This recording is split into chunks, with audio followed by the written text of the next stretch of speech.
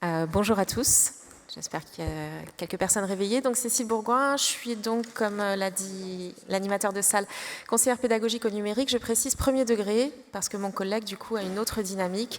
Donc là, je me présente plutôt en tant qu'à la fois administratrice magistère départementale et également formatrice de formateurs.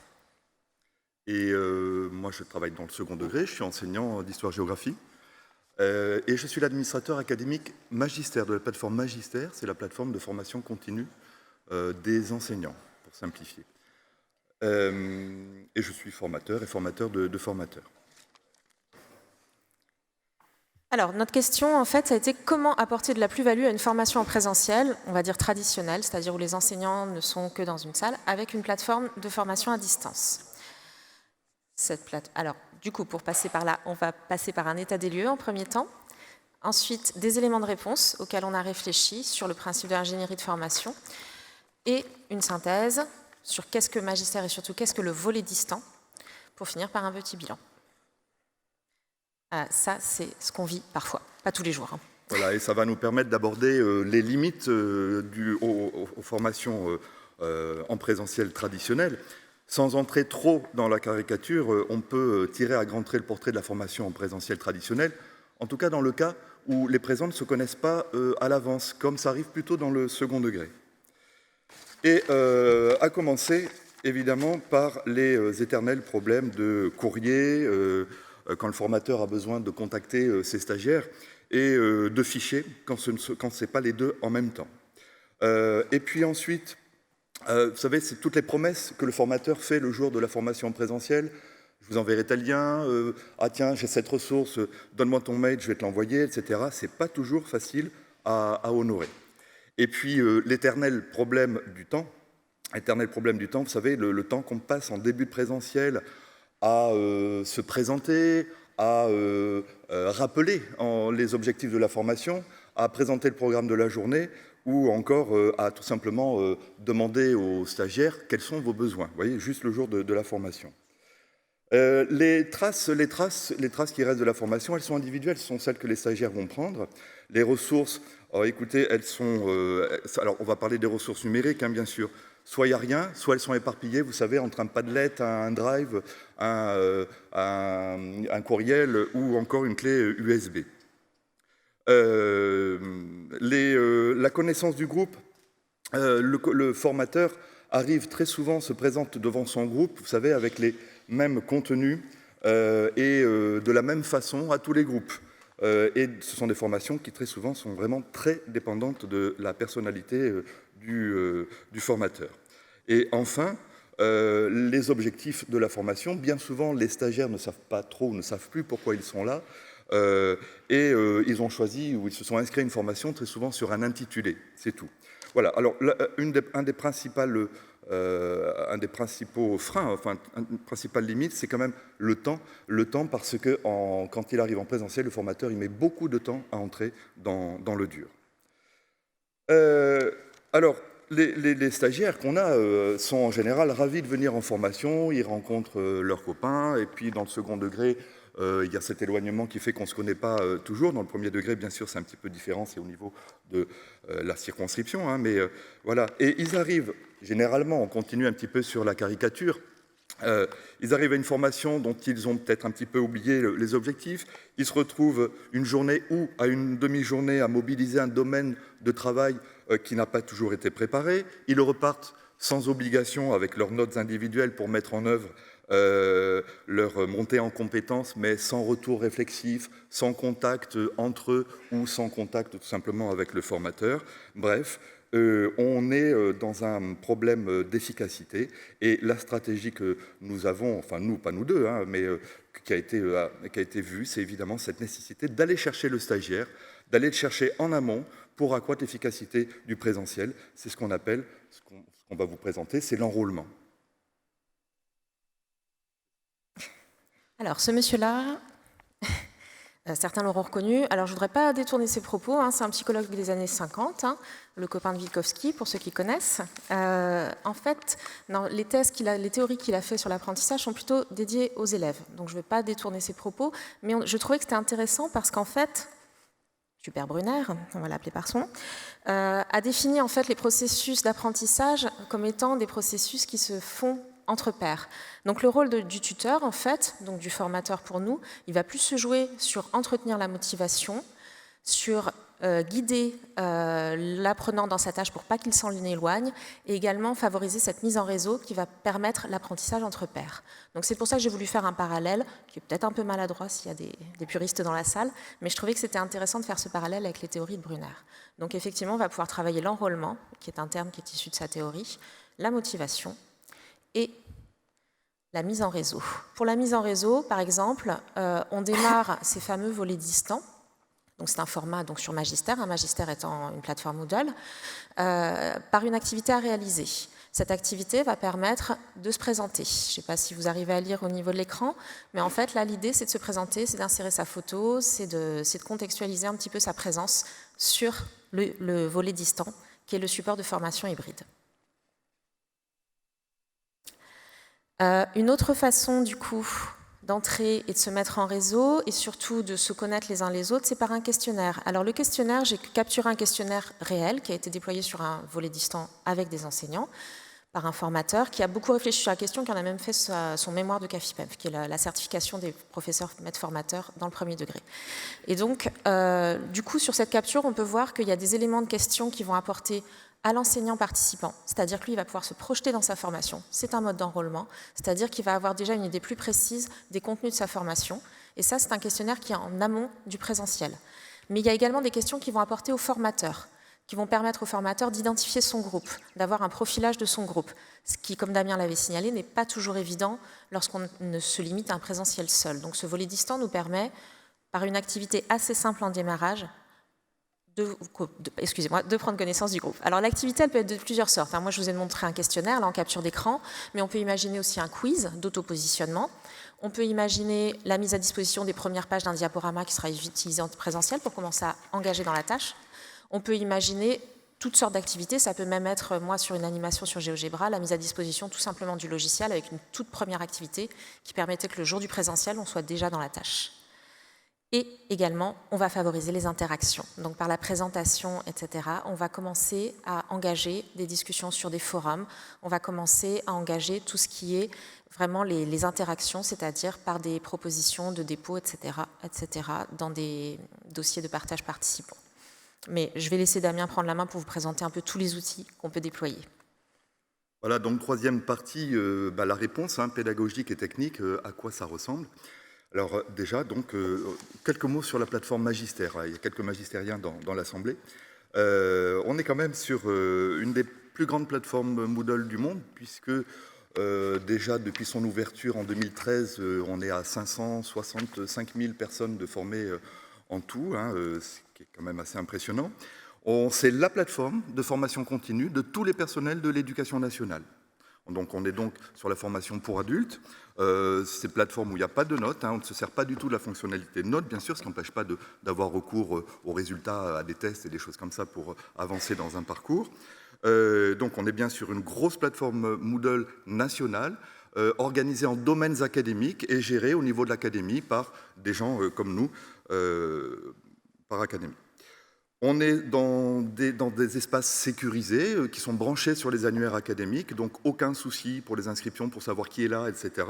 Pas de compte à gérer, c'est très pratique.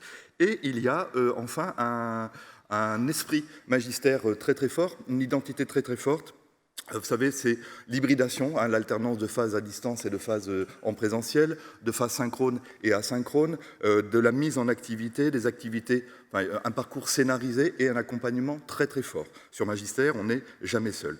Et enfin, une forte mutualisation, c'est-à-dire que les cours, les parcours qui sont produits par les uns sont évidemment partageables, mutualisables et donc récupérables par d'autres qui vont pouvoir exploiter ce travail de conception de parcours qui peut être très très long. Enfin, il y a une autre carte à la fiche d'identité de magistère, c'est une activité assez irremplaçable, c'est la classe virtuelle. La classe virtuelle qui est intégrée à nos parcours Moodle, qui est intégrée à Magister.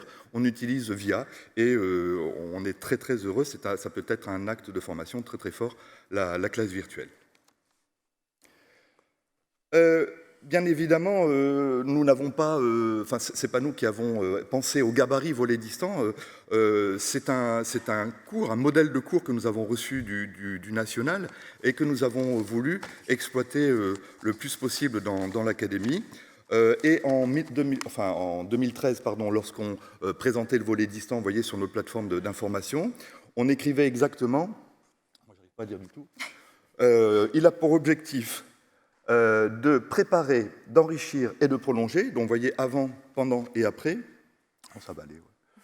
Une formation en présentiel, je vais mettre là, par la mise à disposition d'informations et de ressources, éventuellement la mise en activité des stagiaires. Il peut prétendre également à la mise en réseau des stagiaires, au-delà de la seule journée en présentiel. La durée totale de travail pour le stagiaire ne devrait pas excéder 1 à 2 heures par journée de présentiel. Voilà comment on le présentait à l'époque, le volet distant comme réponse pédagogique aux besoins d'efficience, en hybridant donc les présentiels. On ne supprime pas les présentiels, bien évidemment.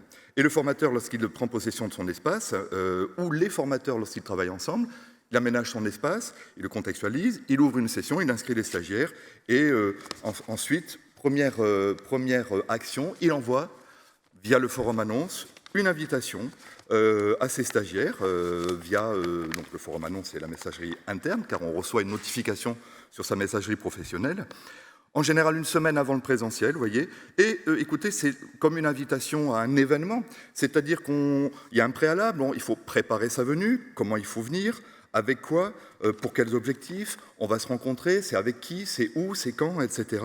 Eh bien, vous voyez, on fait la connaissance des autres, on encourage les collègues à déposer ou à mettre à jour leur statut, leur profil magistère, et ce qu'on va y faire, etc. Tout est fortement explicité, et vous voyez, l'enrôlement commence ici. Alors, techniquement, à quoi ça ressemble, l'outillage Moodle? Très rapidement, vous voyez, on a cette fonctionnalité de la carte des participants avec les collègues et leur centre d'intérêt. On utilise beaucoup la messagerie interne de Magistère pour contacter ces formateurs ou pour que les participants se contactent entre eux. Le formateur dispose de la date de dernière connexion des stagiaires, ce qui peut permettre de relancer utilement ceux qui n'avaient pas pris la peine d'y aller avant. Vous voyez, on va vraiment les chercher jusque chez eux. On a un forum annonce pour de l'information descendante à abonnement imposé. On a un forum général de la formation qui permet aux stagiaires d'échanger, en tout cas ils ont un espace pour ça, les ressources en amont qu'on leur propose, un pad, un questionnaire éventuellement pour recueillir les besoins.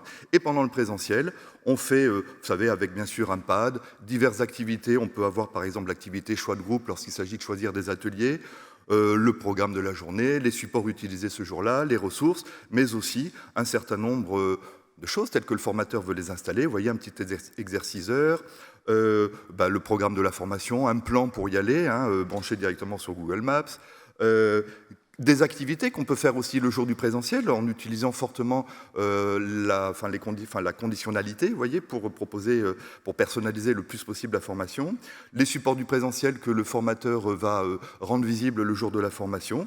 Voilà à quoi ressemblent des volets distants. On vous en montrera si jamais vous souhaitez aller plus loin pendant les questions. Alors, on a capturé juste en fait ce qui apparaît sur la page d'accueil d'un participant. Donc 2D second degré à partir de la 6e, 1D c'est premier degré, donc élémentaire, maternelle. On a des formations en maternelle, nous ça ne concerne évidemment que les enseignants. Et du coup, vous voyez qu'on a une charte aussi, également sur le nommage, c'est-à-dire qu'un enseignant s'y reconnaît. Alors, il y a une toute petite différence, vous voyez, le premier degré, mais l'idée, c'est qu'en fait, nous, dans le premier degré, on fonctionne souvent par circonscription. C'est pour ça qu'on a ces sons Saint-Grégoire qui accompagnent la fin des phrases, ce qui fait que l'enseignant sait exactement que cette formation est dédiée et contextualisée. L'avantage aussi, pour ce qui est du premier degré, c'est qu'on s'est emparé de ce format il y a seulement 1 an et demi. Et on a constaté un énorme gain dans le travail de préparation des formateurs parce qu'en fait, du coup, quand un volet distant est prêt, il est multipliable à l'infini, enfin à la demande. Donc toute formation présentielle est préparée par un groupe de travail départemental avec mise à disposition d'un volet distant qui peut être du coup généré en session derrière. Et ça, c'est un formidable gain de temps pour les équipes de formateurs du département. Voilà, ce qu'on appelle des conseillers pédagogiques de circonscription. Alors faisons un petit bilan.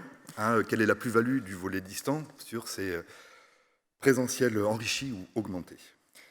Alors en fait, ce qu'on a voulu faire, et c'est important aussi quand on fait de la formation de formateurs, c'est de montrer les apports des deux côtés. Les apports pour le participant, évidemment, c'est-à-dire que le participant, on va être sur l'enrôlement, on va être sur la mise à disposition de ressources facilitées, on va être sur une continuité derrière la formation, mais pour le formateur, il est important auprès des formateurs d'avoir aussi un discours qui montre que lui, il trouve également un intérêt. La connaissance de son groupe, le fait de pouvoir déposer ses ressources facilement, le fait de pouvoir interpeller, de vérifier l'accompagnement des enseignants, etc., etc. Je pense que si on ne montre pas l'apport à chacun, les gens ont du mal à s'emparer de la chose et on est toujours en cours d'appropriation. Je voulais faire un petit parallèle. On a un collègue hier dans cette même salle qui a fait un parallèle sur le théâtre antique. Je vais le faire aussi avec l'unité d'action. Alors nous, l'unité d'action, moi je considère qu'il y a un petit parallèle à faire. L'unité d'action, elle serait sur le fait qu'on est sur une formation avec un objectif de formation. Par exemple, apprendre à utiliser des écrits numériques. L'unité de temps, moi je trouve qu'il y en a une, c'est-à-dire que ce n'est pas un jour, comme dans le théâtre antique, mais dans ce volet distant, on va considérer par exemple ces 3 semaines. C'est 1 semaine avant le présentiel, 2 semaines après, ou plus, selon la formation. Mais cette unité de temps, elle est définie par avance, et c'est une sorte de contrat avec la personne qui est formée, le participant, parce qu'il sait exactement quand commence sa formation, combien de temps il va pouvoir interpeller son formateur sur cet objet-là, qu'est-ce qu'on va lui demander, dans un temps qui est déterminé. Et dernière chose, l'unité de lieu, c'est notre volet distant. C'est-à-dire que l'avantage par rapport à toutes les remarques que Damien avait soulevées au démarrage, tout est disponible en un seul et même endroit, virtuel, le volet distant, mais que ce soit les contacts, que ce soit les ressources, que ce soit la formation en elle-même, la mise à disposition de partage de documents, tout est en un seul lieu, ce fameux volet distant. Voilà. Merci, 16 minutes 30, on y est presque. On a voulu laisser un peu de temps pour les échanges s'il y en avait. Merci beaucoup pour votre présentation. Je vais commencer par une question et puis après on enchaînera tranquillement. Est-ce qu'il y a une notion d'obligation quelque part? Est-ce que vous avez par exemple tracé, je ne sais pas, par exemple, admettons, il y a une formation de 30 personnes, admettons. En général, ils vont tous se connecter une fois qu'ils ont reçu le mail ou bien est-ce qu'il n'y a pas forcément de retour? Alors c'est une excellente question parce qu'on est sur un public un peu particulier et là il y a une différence premier degré, second degré. Je vais parler pour le premier degré et Damien pourra répondre pour le second. Dans le premier degré, la formation des enseignants est imposée, c'est 18 heures par an, obligatoire, qui fait partie du temps de service. La question de vérifier les connexions, pour l'instant, le choix du directeur académique a été de ne pas forcément vérifier personne par personne. L'idée, c'est que quand les gens sont en présentiel, on n'est pas non plus certain qu'ils soient complètement disponibles. Je ne sais pas combien sont en train de relever leur mail là, en ce moment dans la salle, mais on le sait tous, ça fonctionne aussi comme ça. Donc du coup, il y a quelqu'un qui m'a fait signe, c'est très désagréable. On sait tous que être en présence, c'est pas forcément être attentif. Donc du coup, une certaine tolérance s'est imposée sur le premier degré, mais par contre, l'inscription au parcours est de fait. C'est-à-dire que quand on a un groupe d'enseignants identifiés sur une formation, ils sont inscrits de fait, ils reçoivent ce mail d'invitation. Dans le second degré, tout le monde est évidemment inscrit. On récupère via Gaïa, pour ceux qui connaissent, la liste des inscrits. Par contre, le formateur va avoir le souci, évidemment, s'il envoie, vous voyez, son invitation une semaine avant le présentiel, il va avoir le souci de vérifier 2-3 jours avant le présentiel qui ne s'est pas encore connecté parce qu'il a encore temps d'aller l'enrôler, d'aller le chercher chez lui, d'aller lui dire écoute, moi je t'ai préparé des choses pour préparer ce présentiel, s'il te plaît, viens voir un petit peu, viens jeter un coup d'œil, ça ne va pas te prendre trop de temps.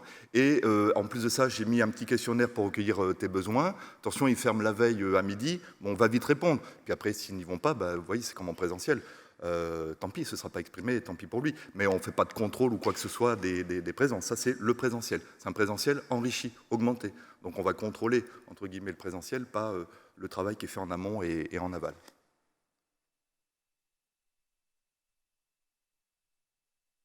Bonjour, je suis Vincent Almeida du CNAM, donc l'enseignement supérieur, donc je ne connais pas bien votre domaine. La partie authentification, vous avez vaguement, ça m'a heurté l'oreille tout au début, mais après, je n'ai pas bien compris comment ça se fait. Pour faire simple, on va sur Magister en passant par son ENT. On s'authentifie sur son ENT. Donc, il y a une fédération d'identité. Exactement.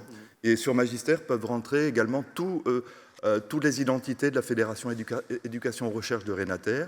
Il y a toutes les écoles, toutes les facs, les SP, l'ONICEP, etc. L'école des cadres de l'éducation nationale. Enfin, tout le monde peut rentrer sur Magister. Très pratique.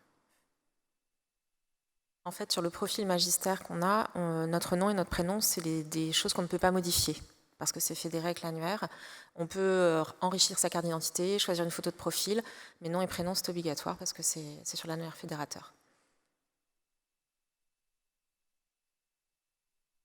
Bonjour, merci pour la présentation. Moi, j'aurais une petite question. Donc, je suis du ministère de l'Intérieur et on gère énormément d'apprenants comme vous. On a des formations hybrides et on a donc ce volet distant, on appelle ça les préalables, ce qui revient finalement au même.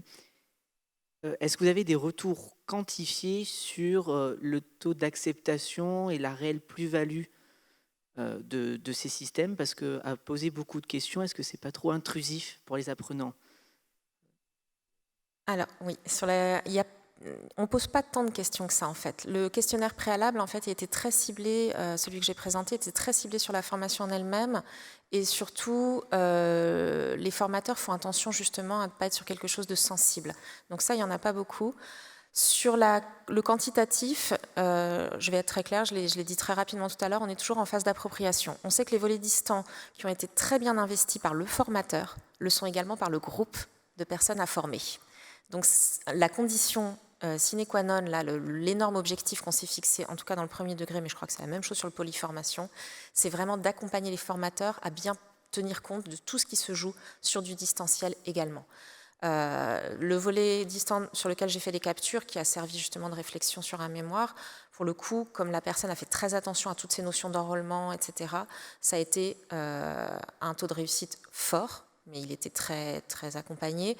Et je dirais même que les enseignants en réclamaient d'autres sur d'autres formations. C'est-à-dire qu'ils avaient vraiment apprécié que ce ne soit pas sur un drive, sur un Padlet, sur une clé USB, qu'il y ait un accompagnement, tout en un seul lieu, avec ce petit préalable qui faisait que le jour de la formation, ils étaient tous déjà dans la réflexion. Voilà. C'est vraiment donner de la qualité. Surtout dans le premier degré, on n'est que sur 3 heures de formation, ça passe très vite. Bon, dans le second degré, voilà, c'est exactement la même chose, c'est-à-dire que tout dépend du formateur. S'il a de l'appétence pour ça, s'il aménage rigoureusement et de façon attractive son volet distant, il va avoir du monde, il va pouvoir enrôler correctement les gens. Ça marche bien dans ces cas-là, bien évidemment. On essaie de faire en sorte aussi on paye le formateur pour l'aménager, c'est-à-dire que dans le cas classique du volet distant, d'une journée en présentiel d'un jour, etc., le formateur reçoit 3 heures sup en plus pour tout ce travail en amont et en aval pour suivre ses stagiaires. C'est symbolique, hein, mais parce qu'on peut y passer facilement 7-8 heures. Hein, voilà. Toujours une petite nuance avec le premier degré, où comme les formateurs sont déchargés complètement de leur classe, ce n'est pas des heures en plus. Ça fait partie de leur charge de travail, mais d'où la nécessité aussi de fonctionner en groupe de travail pour ne pas être isolé et pour être plus pertinent. Voilà. J'avais des questions du coup par rapport au... Vous avez montré un petit peu les plugins, les outils que vous utilisez. J'ai vu notamment le plugin carte qui est assez intéressant. C'est quelque chose de complémentaire. Vous pouvez peut-être donner des informations sur des plugins, ça pourra peut-être inspirer des collègues. Alors moi, je ne saurais pas dire exactement, mais je vois qu'il y a des collègues du National qui sont là, qui pourraient nous expliquer ce qu'ils ont choisi, etc. Lionel, tu veux bien nous dire, par exemple, le module carte sur la liste, la carte des participants, d'où ça vient? Moi, je ne sais pas du tout, en fait, à vrai dire. Faut déléguer. Désolé, Lionel. En fait, moi, j'ai pas tellement de réponses parce que je fais effectivement partie de l'équipe nationale, mais on n'est pas développeur, hein, on a des prestataires pour ça. Le plugin carte, il a été développé par cette équipe, c'est adossé à du OpenStreetMap et effectivement, on positionne les gens selon le profil, enfin selon les références géographiques de leur établissement. On a une carte de tout ça. Et c'est vrai qu'on a beaucoup de plugins locaux qui ont été développés et pour lesquels on aimerait bien envisager une ouverture du code. Mais voilà, c'est un peu compliqué en ce moment, mais c'est un de nos projets pour l'année scolaire prochaine. Et la carte des participants, vous voyez, ça, on encourage même les stagiaires, dans le second degré en tout cas, parce qu'ils viennent parfois de loin, on leur dit regardez sur la carte et organisez-vous, covoiturez, on encourage même ça au niveau du service de la formation. J'avais un peu la même question par rapport notamment à Etherpad. Je vois que vous utilisez des pads, c'est Etherpad, c'est ça? Donc c'est avec le plugin directement. Oui. Ok, ça c'est assez intéressant parce que c'est vrai que souvent c'est un besoin aussi parce que en principe on n'est pas censé utiliser, je pense, les outils Google, j'imagine. Ah non. Et du coup c'est vrai que c'est peut-être une solution pour les collègues. Sachez que y a un plugin Etherpad qui existe et qui permet justement d'être intégré à Moodle directement et on voit le nom des personnes directement dans le pad, ce qui apporte une plus-value par rapport au fait de simplement ouvrir un pad et puis de mettre le lien en embed, par exemple. Et maintenant, grâce à H5P, vous savez, on intègre par exemple des documents collaboratifs de style CryptPad, par exemple. Et on travaille tous sur la mise en forme d'un document collaboratif dans un parcours. Pas de problème de version de fichier, pas de CryptPad, c'est tout simplement génial. L'avantage de CryptPad par rapport à Etherpad, français. c'est que c'est français, c'est hébergé en France. C'est aussi que moi j'avais des demandes sur des formateurs qui souhaitaient intégrer des pads enrichis, c'est-à-dire avec possibilité de tableau pour avoir des réflexions croisées de collègues en mode collaboratif. Et du coup, CryptPad le permet, alors qu'Etherpad ne le permettait pas. Donc c'est vrai qu'avec ce module H5P, ça a permis d'augmenter un petit peu le travail collaboratif, que ce soit à distance ou même en présence en fait. Parce que le volet distant, on peut s'en servir, comme l'a dit Damien, en présence également. Bon, bah, je continue, hein, s'il n'y a pas de questions, je suis inspiré. Vous disiez justement qu'il n'y avait pas forcément de notes, ce qui est logique finalement. Par contre, est-ce que justement par rapport aux compétences, est-ce qu'il y a des choses qui sont faites? On parle notamment beaucoup dans cette conférence, enfin dans les modèles Moodle de badge, etc. Est-ce que de ce point de vue-là, il y a des choses qui sont envisagées? Alors, pour nous, moi, je trouve ça très intéressant. Je crois que j'ai assisté à toutes celles qui traitaient de l'open badge. Mais c'est une vraie question, en fait, qui risque de bousculer aussi un petit peu les formateurs, les enseignants, parce qu'il y a toujours un ressenti un peu particulier sur cette badgification, sur le côté bon point. Je suis désolée. Moi, je trouve ça hyper intéressant. Hein. Mais on va avoir tout un travail à mener sur l'acculturation de ces nouvelles pratiques. Donc, on a un gros travail à mener en parallèle. Et je crois que de toute façon, c'est en réflexion au niveau académique sur le polyformation. Ah, tout à fait. De toute façon, la plateforme Magister au niveau national, surtout, elle est équipée pour les badges, pour l'évaluation des compétences, pour lier... on peut paramétrer ça au niveau de chaque cours et on peut utiliser la gestion des compétences, tout à fait. Oui. J'avais juste une remarque par rapport au choix du terme enrôlement. Ça m'a questionné. Parce qu'enrôlement, ça dépend des cultures, peut-être pour moi, ça me fait penser à quelque chose de péjoratif, entre guillemets, enrôlement. Pas du tout, c'est pour ça que j'ai fait le parallèle avec Brunner. L'idée, c'était vraiment d'enrôler, mais de mettre la personne dans son rôle d'apprenant. Donc, on était vraiment là. C'est pour ça que j'ai cité Brunner. L'idée, c'est d'engager la personne dans sa réflexion, dans sa montée en compétences. Donc, je fais bien le parallèle avec la théorie de Brunner. Effectivement, on n'est pas alarmé. Non, ça ne marcherait pas. Alors, s'il y avait une dernière question, pourquoi pas? Bon, bah écoutez, je crois qu'on peut les applaudir encore. Merci beaucoup. Merci pour la présentation. Et vous avez le code